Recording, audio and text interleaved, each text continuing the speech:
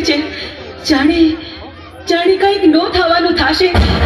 આપણા ઇન્દ્રિય લોક પર કોઈક આફત આવવાની હોય એવું લાગે છે સ્વામી. અરે દેવી, ચિંતા કરવાની કોઈ જરૂર નથી. તમે આસન ગ્રહણ કરો.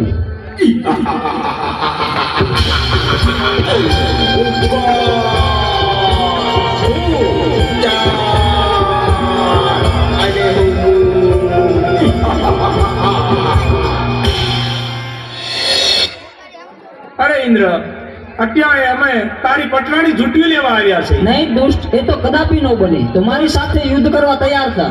તો ચાલ મારી સાથે યુદ્ધ કરતો.